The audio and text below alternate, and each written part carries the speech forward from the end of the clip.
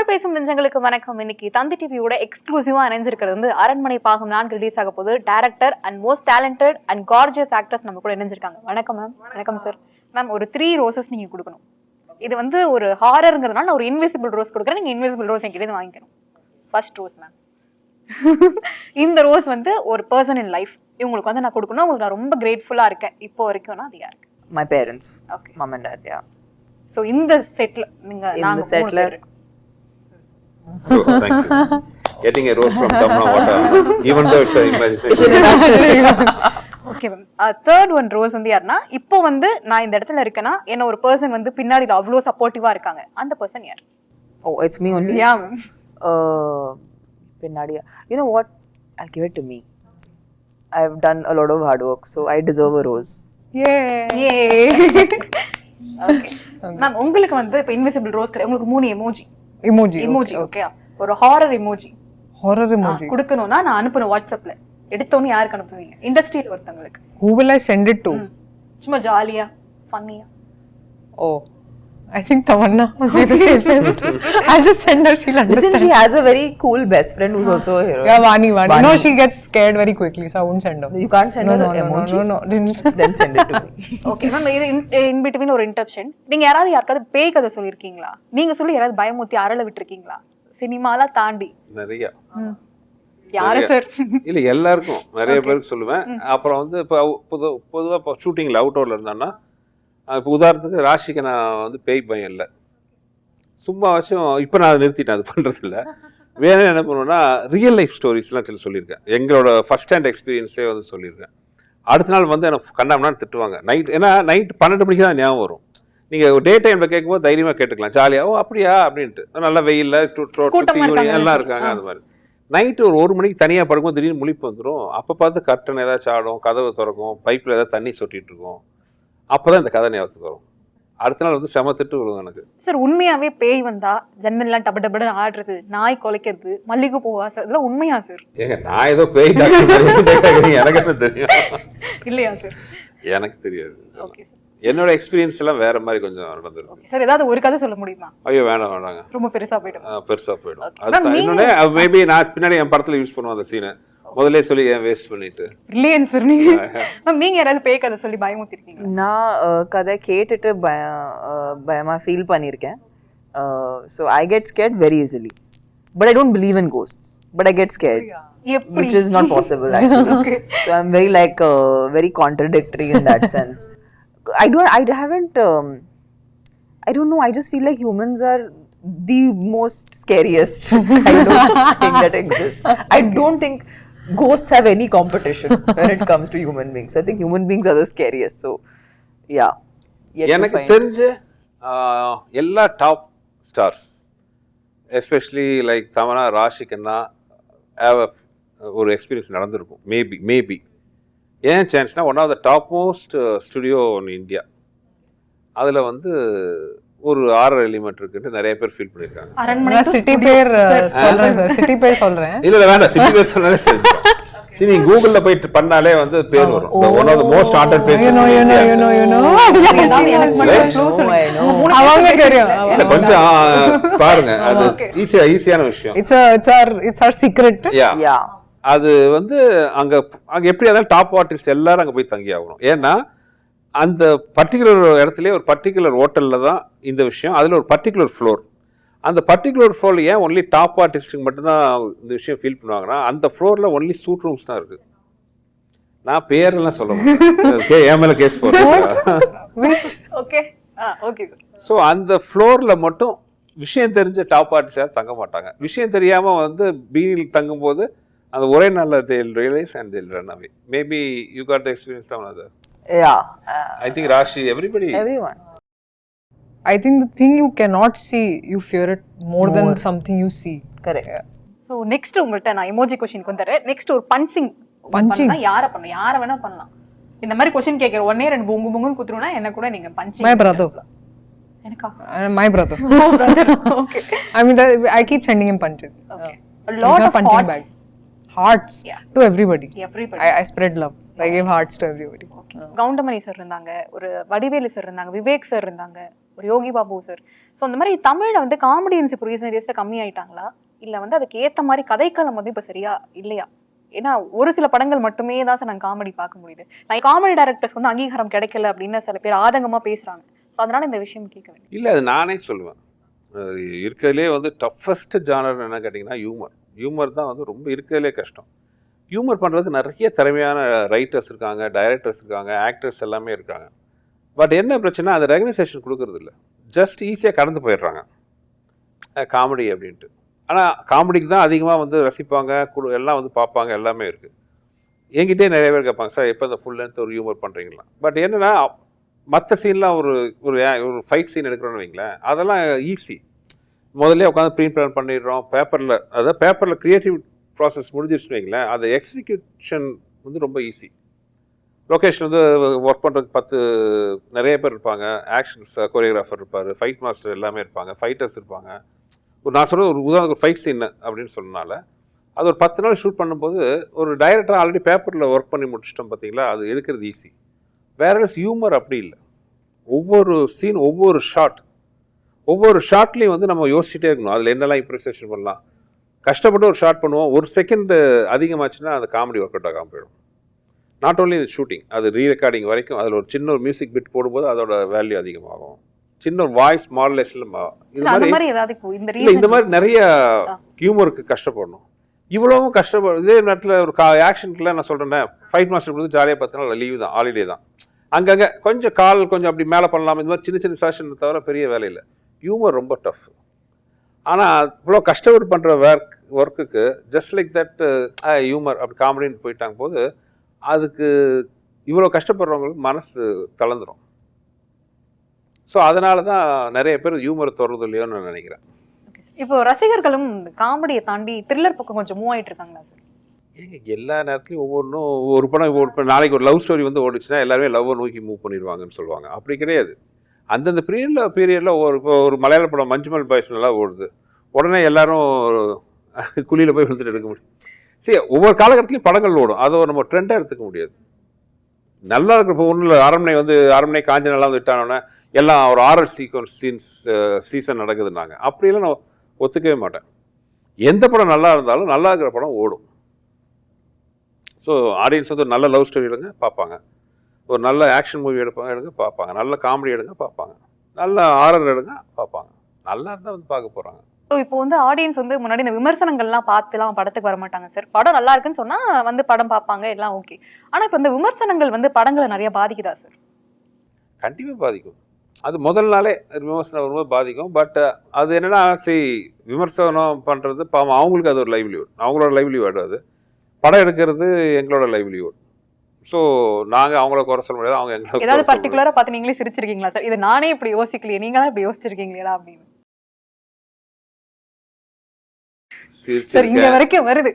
சிரிச்சிருக்கேன், feel பண்ணியிருக்கேன், எவ்வளவோ இருக்கு. அதனால it's part and parcel of the இது தான். ஓகே மேம், ப்ரொடக்ஷன் உங்களுக்கு எவ்வளோ ஒரு சப்போர்ட்டிவா இருந்தாங்க? ஏன்னா சாரோட ப்ரொடக்ஷன், ஸோ குஷ்பு மேம் எல்லாருமே இருந்திருப்பாங்க. ஸோ எவ்வளோ சப்போர்ட்டிவா இருந்தாங்க உங்களுக்கு மூவில த்ரூ அவுட்டா?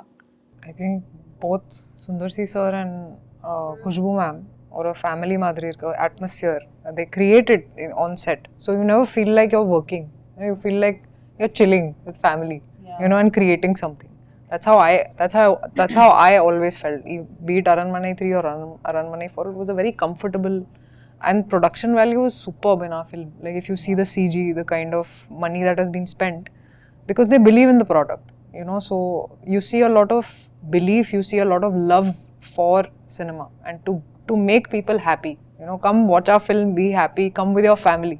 I think that's the biggest takeaway from the Aranmanai series, that, and there are very few films you can actually watch with your family and enjoy with your family. I think ma'am, neenga Khushbu ma'am and sir both. I mean, I think what Rashi said is exactly what I feel, and it's not, I mean, of course, you know, it's an interview and we have to, I mean, we end up talking so much about each other, but for me it is genuinely, even when I'm actually stuck in my work life, sometimes if I'm like, I know I can call up Sundar sir and talk about some other problem that I might be facing, and I will get a correct perspective. So he's one person that I think we think very like-mindedly, and that's why I think we also enjoy collaborating. And especially on this film's production, it was a very difficult schedule, but I think what made it easy was their presence, and most importantly Sundar sir's clarity. I think anything, if it has to be production efficient, அது only planning and clarity கூட தான் வரும். And sir-ஓட planning இருக்கலாம், clarity இருக்கலாம், it's on point is why அது efficient-ம் இருக்கும் and it is productive also. So see, if you know this is 10 or 12 days of you have to kill yourself in that much time, you know that's going to be productive, because அப்படி தான் plan பண்ணியிருக்காங்க. And I also know they're like, it's a mutual, they're well wishers. Like I know even if whether I'm working with them or I'm not working with them, I'll always have an honest opinion.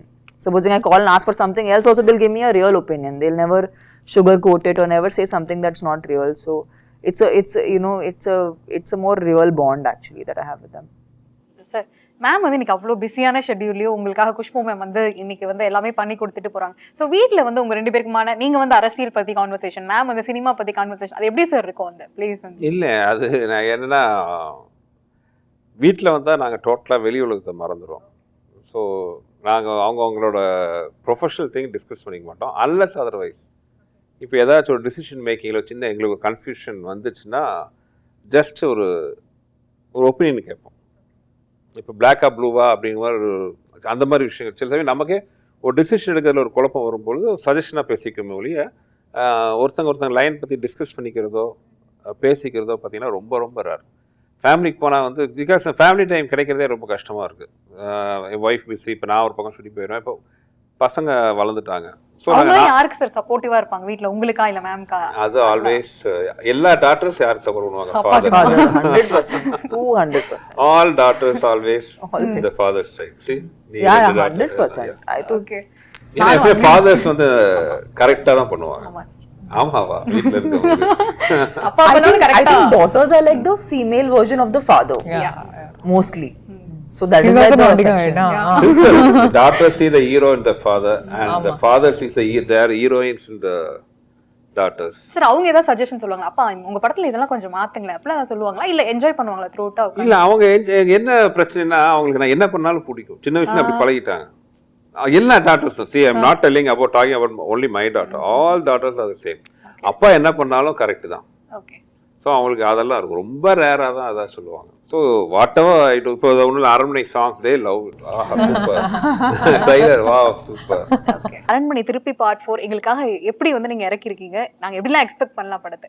அரண்மனை இதுக்கு முன்னாடி வந்த ஃப்ரான்ச்சைஸோட இன்னும் பெரிதாக, இன்னும் வந்து கதை ரொம்ப ஸ்ட்ராங்காக, இன்னும் ஸ்டார் காஸ்ட் பெருசாக, இன்னும் பிரம்மாண்டமாக, இன்னும் நகைச்சுவையோட, இன்னும் பயத்தோட ரொம்ப அருமையா வந்திருக்குன்ட்டு நான் நினைக்கிறேன். ரொம்ப சிம்பிளா இருக்கீங்க, ஆனா சார் சொன்ன மாதிரி ஒரு எமோஷனலான ஒரு கேரக்டராகவும் இருக்கீங்க. எப்படி இருந்துச்சு உங்களுக்கு படத்துல? டெஃபினெட்லி இப்போ வரைக்கும் எந்த மாதிரி ஒரு கேரக்டர் பண்ணல. ஸோ எனக்கும் ரொம்ப புதுசாக இருந்துச்சு. ஏன்னா ஐ டோன்ட் திங்க் இப்போ வரைக்கும் அந்த மாதிரி ஒரு செல்ஃப்லெஸ் லவ் இருக்கிற கேரக்டர் எப்போ ப்ளே பண்ணியிருக்கேன். So I think is my first time, and only because of Sundar sir's vision, what he had for the character. And first time I kada kekumbodhu I was like, wow, this is going to be a very very new experience for me.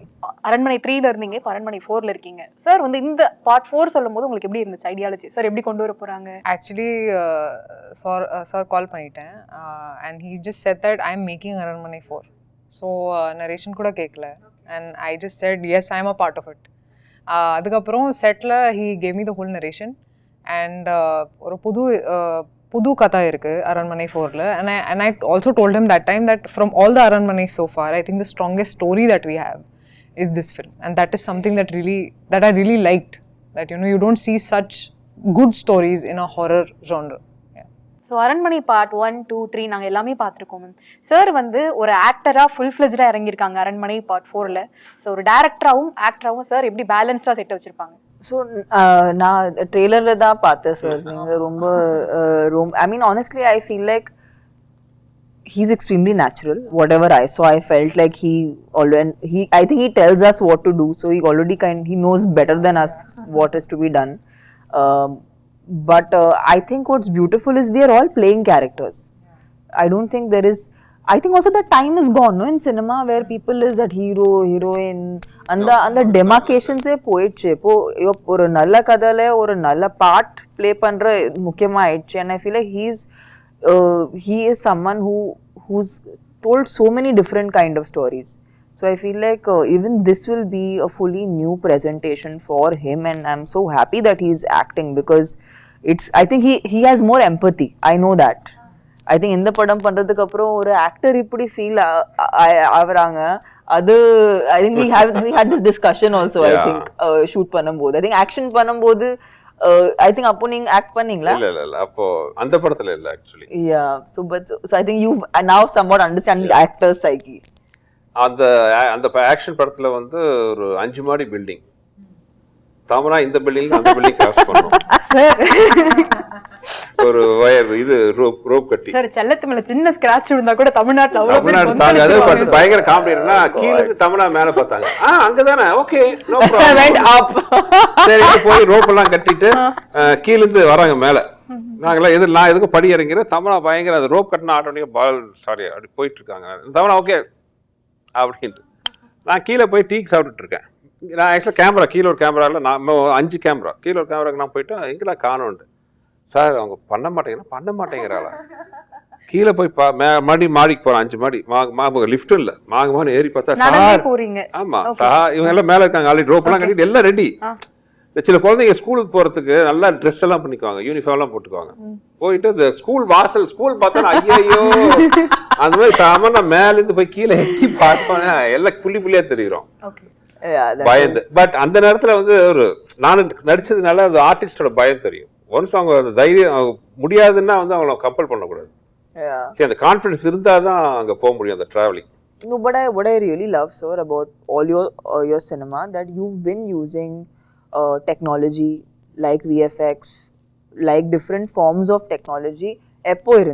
எப்போ நிறைய படங்கள் use பண்றாங்க. But உங்களுக்கு இருக்கிற experience with technology has been there when even technology was very primitive. So I feel like now we are actually getting access to great technology much easily than we used to. So yeah, I've seen you use, and I'm not some I don't think I have very less training. Like Vishal was like he's a huge action star. Stuntku actionke vandavara. And you know he really does it himself. So I'm still like, and to make it look convincing that I can fight, that you need great technical. But அந்த படத்தை விட action title அதில் வச்சிருந்தோம். அந்த படத்தை விட வந்து இதுல தமன்னா பயங்கர ஆக்ஷன் பண்ணியிருக்காங்க அரண்மனையில். எங்களுக்கே ரொம்ப கஷ்டமா இருந்துச்சு. ஏன்னா ஒரு இந்த பாயிண்ட் பாயிலிங் பாயிண்ட்னு சொல்லுவாங்க, அதை தாண்டி கஷ்டப்படணும். டெய்லி பார்த்தீங்கன்னா ரோப் கட்டிட்டு வரணும், தொங்குறதாகட்டும், தரையில் இழுத்துட்டு போகிறதாகட்டும். அது மட்டும் இல்லாமல் வெறும் பெர்ஃபார்மன்ஸ் சீன் கூட பார்த்தீங்கன்னா ரொம்ப ஒரு எமோஷ்னலி ட்ரைனிங் சீக்வன்ஸாக இருக்கும். It's not a easy thing to emote. அந்த மாதிரி இந்த அரண்மனையில் வந்து ஒரு டிஃப்ரெண்ட்டான தமன்னா ராஷிகன்னா 2 பேர்த்தையுமே பார்க்கலாம். மோர் emotional, more performance oriented. So it be a challenging thing for both of them. Horror படத்தில் ஆக்ட் பண்ணணும் கொஞ்சம் ஈஸியாக கிடையாது. I think specially I think Tamannaah had some very difficult scenes to do. I was supported well by sir, so Tamannaah had to do some very difficult scenes, so ஈஸியாக கிடையாது. And I think எனக்கு ரொம்ப பிடிக்கும் horror as a genre. I didn't know this is how much it takes to make a horror film. You know, that I learned from Sundar sir. And I personally like you more as a director, sir, because I have had a different journey with him. உங்ககிட்ட இருந்து பேயை காப்பாத்தணும் கீழே comment பண்ணிருக்காங்க sir. So எப்படி sir அது எல்லாத்தையும் கொண்டு வந்து சேர்க்கறது ஒரு டேரக்டரா சக்ஸஸ்ஃபுல்லாக கொண்டு வரீங்களா? காமெடியில் எப்படி சார் ஒர்க் அவுட் ஆகுது? இல்லை, நீங்கள் சொன்ன எல்லாத்துக்கும் ஃபஸ்ட்டு முக்கியமான ஃபார்மோஸ்ட் இம்பார்ட்டன்ட் விஷயம் என்னென்னா, ஃபஸ்ட்டு ஸ்கிரிப்டுன்னு ஒரு விஷயம். அது முதல்ல பக்காவாக ரெடி பண்ணணும். ரெடி பண்ணிவிட்டு அந்த ஸ்கிரிப்டில் கரெக்டாக கேரக்டருக்கு ஏற்ற மாதிரி எஃபிஷியண்ட்டான டேலண்டடான ஆர்டிஸ்ட் போட்டாலே அவங்க ஜாபில் கிட்டத்தட்ட ஒரு 80 to 90% டன். ஸோ அதுக்கு அப்புறம் மற்ற விஷயம்லாம் ஈஸி விஷயம். ஹியூமருங்கிறது தான் இருக்கிறதுலே ஆனால் கஷ்டமான ஒரு விஷயம்னு வச்சுக்கோங்க. அது இந்த அரண்மனை மாதிரி படத்தில் பார்த்தீங்கன்னா ஹியூமர்னு தனியாக ட்ராக் பண்ண முடியாது.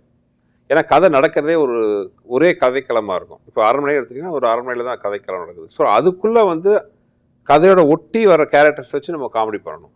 ஸோ அந்த டஃப்பான விஷயம் நம்ம 4th பார்ட்டுக்கு வந்துட்டப்போ ஸோ ஆல்ரெடி 3 பார்ட்லேயும் நிறைய காமெடியெல்லாம் பண்ணியாச்சு. இப்போ 4th பார்ட் வரும்போது அதை விட ஒரு நாட்ச் அதிகமாக பண்ணால் தான் ஆடியன்ஸுக்கு பிடிக்கும். ஸோ இதெல்லாம் வந்து ரொம்ப கஷ்டமான விஷயம். we have to do. அதெல்லாம் எப்படி சார்? அதான் சரிங்களா கேட்குறோம். நாங்கள் சில படம்லாம் பார்க்குறோம் இப்போ ரீசெண்ட் டேஸில் பேரளவு கூட சிரிப்பு வர மாட்டேன் சார், ஓப்பனாக சொல்லணும்னா. ஆனால் அந்த சிரிப்புங்கிற விஷயத்தை கிரியேட் பண்ணுறீங்கல்ல, நான் அப்போலேருந்து உள்ளத்தை அள்ளித்தாலேருந்து பார்க்குறோம், கிரியில் வர காமெலாம் இன்றைக்கும் எங்களால் மறக்கும். அதெல்லாம் எப்படி சார் தொடர்ந்து வந்து ஒரு ரைட்டராக எப்படி கொண்டு வரீங்க சார்? இப்போ சொன்னால் என்ன போட்டு கழுவி ஊற்றிடுவாங்க சோஷியல் மீடியாவில். அதனால் வேண்டாம். சி எல்லாமே எல்லா இடத்துலையும் ஒர்க் அவுட் ஆகாது. எனக்கும் சில ஃபெயிலியர் காமெடி, சில பஞ்சஸ் ஒர்க் அவுட் ஆகாமல் போகும். Work out we are all trying for the best. நம்மளுக்கு நல்லா வரும்னு தான் எல்லாருமே உழைக்கிறோம். ஸோ எவ்ரி திங் பார்த்தீங்கன்னா நீங்கள் பார்க்குற ஆடியன்ஸ் கையில் தான் இருக்குது, அவங்க ரசிக்கிறது இதெல்லாம். ஸோ உழைப்பு எல்லாரும், நான் மட்டும் இல்லை, ஒர்க் பண்ணுறவங்க எல்லாருமே they are putting their 100%. சில சமயம் ஒர்க் அவுட் ஆகுது, சில சமயம் ஒர்க் அவுட் ஆகலை. ஒர்க் அவுட் ஆகும்போது சந்தோஷப்பட்டு இதை விட பெட்டராக பண்ணணும்னு ஆசைப்படுவோம். ஒர்க் அவுட் ஆகலைன்னா ஓகே, இது ஒரு வார்னிங்காக எடுத்துகிட்டு நல்லா பண்ணணும்னு ட்ரை பண்ணுவோம். That's the difference. So ma'am உங்ககிட்ட நான் கேட்கணும் மேம். ஸோ ஒரு ஆக்ட்ரஸாக வந்து சோஷியல் மீடியா எந்த அளவுக்கு மேம் ஒரு ஆக்ட்ரஸோட லைம் லைட்டில் வச்சுக்கிறதுக்கு யூஸ்ஃபுல்லாக இருக்குது ஒரு சோஷியல் மீடியா இன்னைக்கு? I just think your intention has to be correct. Whether it's social media or movies or being an actor, உங்களோட நீங்கள் என்ன பண்ணுறீங்க அதுக்கு காரணமே தப்பாக இருந்தால் அது எப்போவுமே சேராது. So I feel like social media also is a great tool. It's a great technology that can be used. உங்களுக்கு ஏதாவது இம்பார்ட்டண்ட்டாக சொல்லணுன்னா, இல்லைன்னா ஜாலியாக ஏதாவது ஷேர் பண்ணணுன்னா, இல்லைன்னா எமோஷ்னலாக ஏதாவது நீங்கள் சொல்லணுன்னா டக்குன்னு நீங்கள் சோஷியல் மீடியாவிலே போட்டால் நிறையா பேர் பார்க்க முடியும். So I feel like it's a great tool. ஆனால் அதில் நம்ம வாழ்க்கை ஃபுல்லாக அது இருக்குது யோசிச்சா அது வேறு மாதிரி கஷ்டமாயிடும். So you have to understand it's like monopoly money, right? It's not, you're not really rich with monopoly money. So that's your followers, your likes. It's a great way to communicate, but that can't become your identity. So I feel like that balance has to be made somewhere, and you have to be authentic.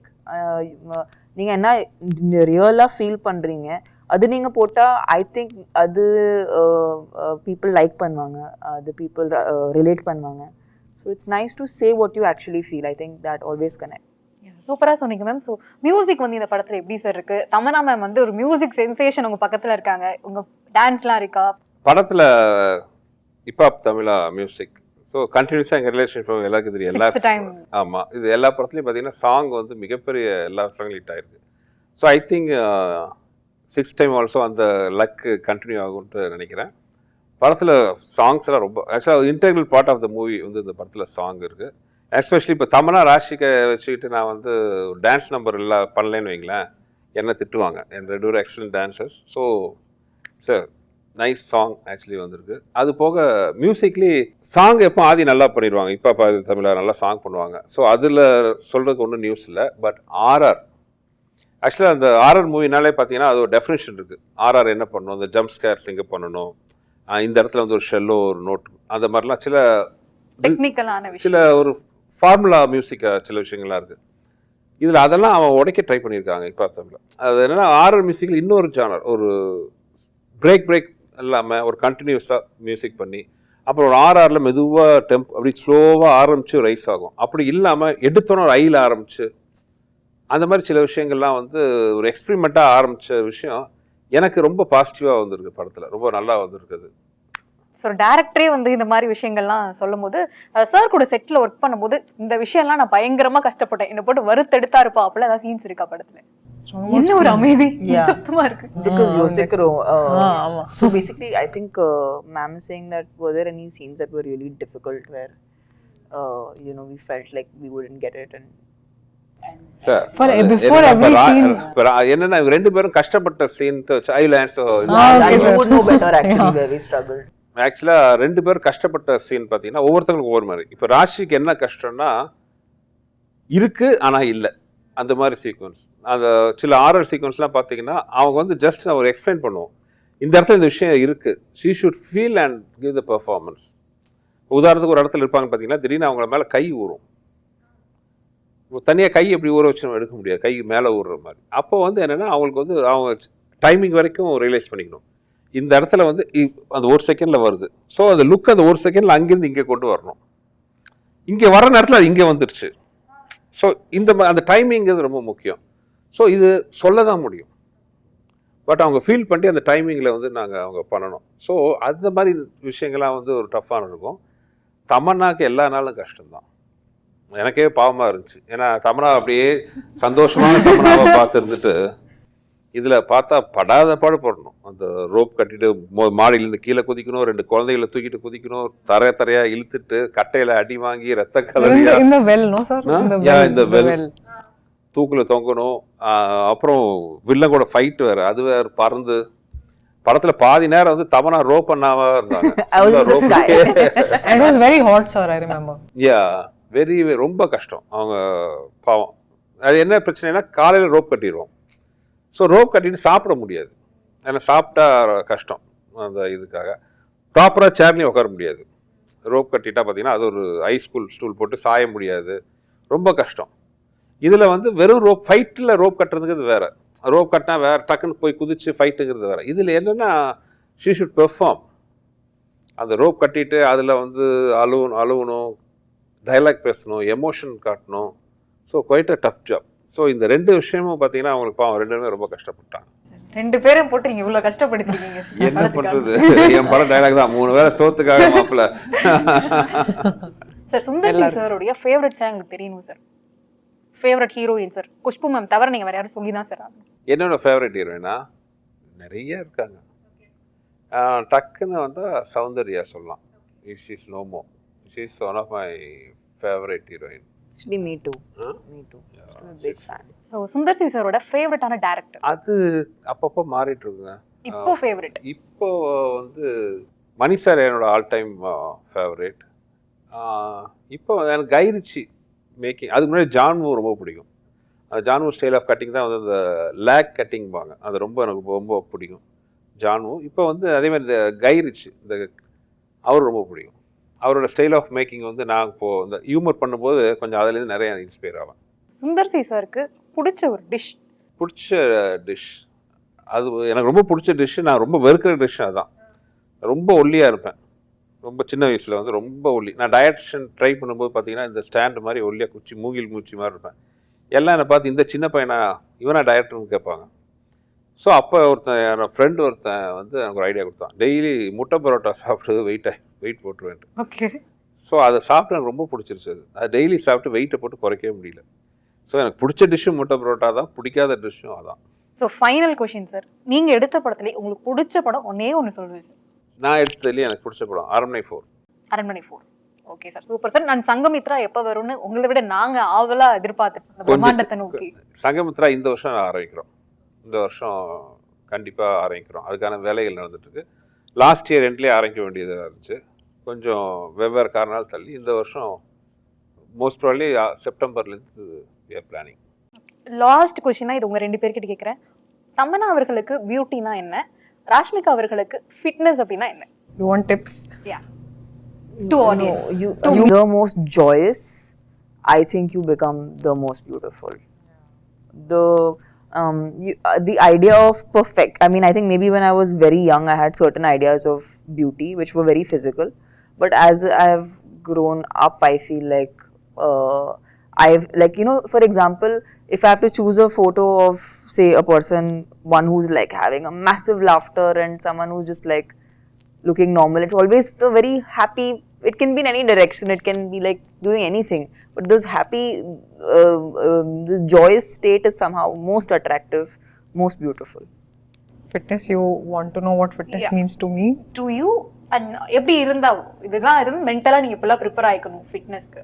I think fitness or a journey, and I think I've been in that journey for a lot of years. It does take time to get where you want to get, but you should never give up, I feel.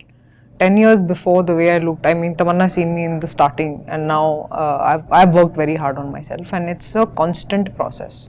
You cannot just go on a crash diet for 6 months and expect to look your best. I think you have to be at it, but a lot of it is also mental. So you have to be happy and strong here to see effects on your physical self. Okay, அரண்மனை படம் வந்து வெற்றி பெற தந்தி TV சார்பா வாழ்த்துக்கள். Thank you so much. Thank you. செய்திகளை உடனுக்குடன் தெரிந்து கொள்ள உடனே சப்ஸ்கிரைப் பண்ணுங்க.